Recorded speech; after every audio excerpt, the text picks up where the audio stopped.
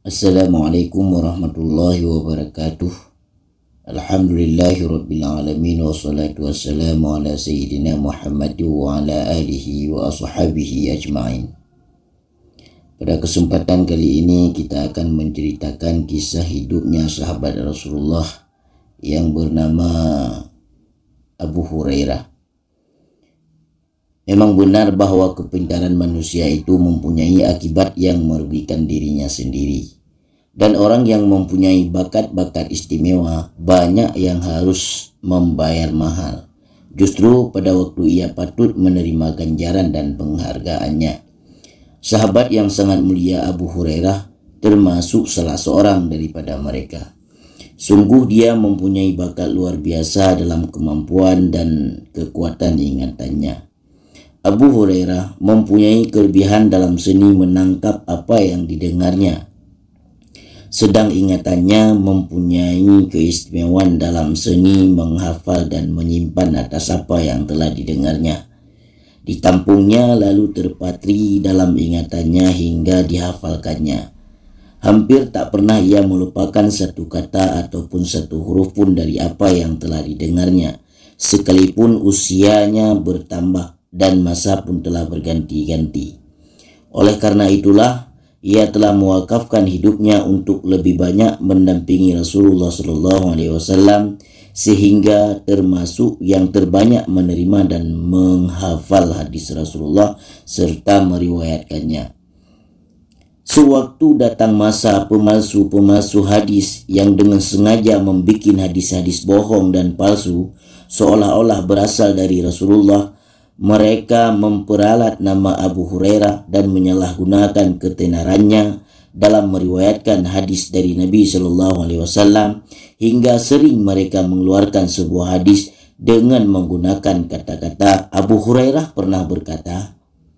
Dengan perbuatan ini hampir-hampir mereka menyebabkan ketenaran Abu Hurairah dan kedudukannya selaku penyampai hadis dari Nabi SAW menjadi lamunan keraguan-raguan dan tanda tanya, kalaulah tidak ada usaha dengan susah payah dan ketekunan yang luar biasa, serta banyak yang telah dihabiskan oleh tokoh-tokoh ulama dan para ulama-ulama hadis yang telah membaktikan hidup mereka untuk berkhidmat kepada hadis Nabi dan menyingkirkan setiap tambahan yang dimasukkan ke dalam hadis tersebut.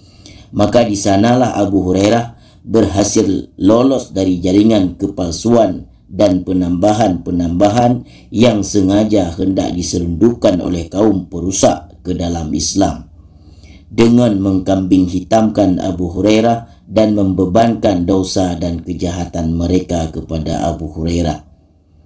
Setiap Anda mendengar mubaligh ataupun penceramah ataupun khatib-khatib Jumat mengatakan kalimat yang mengesankan dari Abu Hurairah telah bersabda Rasulullah SAW, maka saya katakan ketika Anda mendengar nama ini dalam rangkaian kata tersebut dan ketika Anda banyak menjumpainya banyak sekali dalam kitab-kitab hadis, sirah, fikih serta kitab-kitab agama pada umumnya, maka ketahuilah bahwa Anda sedang menemui suatu pribadi antara sekian banyak pribadi yang paling gemar bergaul dengan Rasulullah dan mendengarkan sabdanya. Karena itulah perbendaharaannya yang menakjubkan dalam hal hadis dan pengarahan-pengarahan penuh hikmah yang dihafalkannya dari Nabi jarang diperoleh bandingannya. Dan dengan bakat pemberian Tuhan yang dipunyainya beserta perbendaraan hadis tersebut, Abu Hurairah merupakan salah seorang paling mampu membawa Anda ke hari-hari masa kehidupan Rasulullah beserta para sahabatnya dan membawa Anda berkeliling asal Anda mau beriman teguh dan berjiwa siaga. Mengitari pelosok dan berbagai ufuk yang membuktikan kehebatan Nabi SAW beserta sahabatnya itu dan memberikan makna kepada kehidupan ini dan memimpinnya ke arah kesadaran dan pikiran sehat.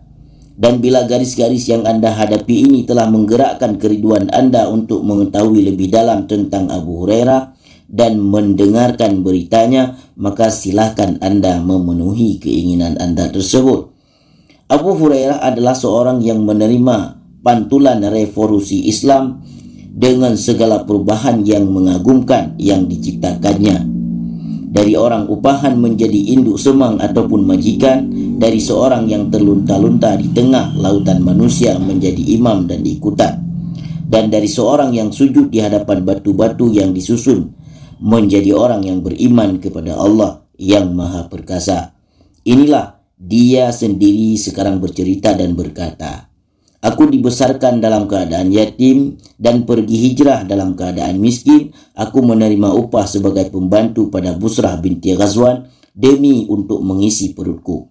Akulah yang melayani keluarga itu bila mereka sedang menetap dan menuntun binatang tunggangannya bila sedang berpergian. Namun sekarang inilah aku. Allah telah menikahkanku dengan putri Busrah, maka segala puji bagi Allah yang telah menjadikan agama ini tiang penegak dan menjadikan Abu Hurairah ikutan umat." Ia datang kepada Nabi SAW di tahun yang ke-7 Hijrah, sewaktu beliau berada di Khaybar.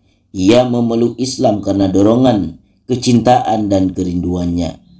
Dan semenjak ia bertemu dengan Nabi SAW dan berbaiat kepadanya, hampir-hampir ia tidak berpisah lagi daripadanya kecuali pada saat-saat waktu ia tidur. Begitulah perjalanan selama masa 4 tahun yang dilaluinya bersama Rasulullah, yakni sejak ia masuk Islam sampai wafatnya baginda Nabi Muhammad SAW pergi ke sisi yang maha tinggi. Kita katakan waktu yang 4 tahun ini tak ubahnya bagai suatu usia manusia yang panjang lebar, penuh dengan segala yang baik dan perkataan sampai kepada perbuatan dan pendengaran. Dengan fitrahnya yang kuat, Abu Hurairah mendapat kesempatan yang besar yang memungkinkannya untuk memainkan peranan penting dalam berbakti kepada agama Allah. Pahlawan perang di kalangan sahabat yang banyak, ahli fikih, juru dakwah, dan para guru-guru yang tidak sedikit. Tetapi lingkungan dan masyarakatnya memerlukan tulisan dan penulis. Di masa itu golongan manusia pada umumnya jadi bukan hanya terbatas pada bangsa Arab saja, tidak mementingkan tulis-menulis. Dan tulis-menulis itu belum lagi merupakan bukti kemajuan di masyarakat manapun pada ketika itu. Bahkan Eropa sendiri juga demikian keadaannya sejak kurun waktu yang belum lama ini.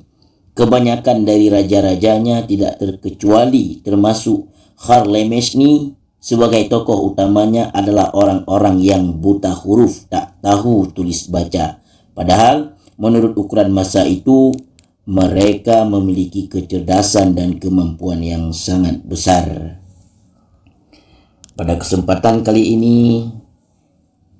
hanya cukup sekian dulu. InsyaAllah kita akan menyambung kisah daripada Abu Hurairah pada pertemuan yang lainnya. Mohon maaf atas segala kekurangan. Assalamualaikum warahmatullahi wabarakatuh.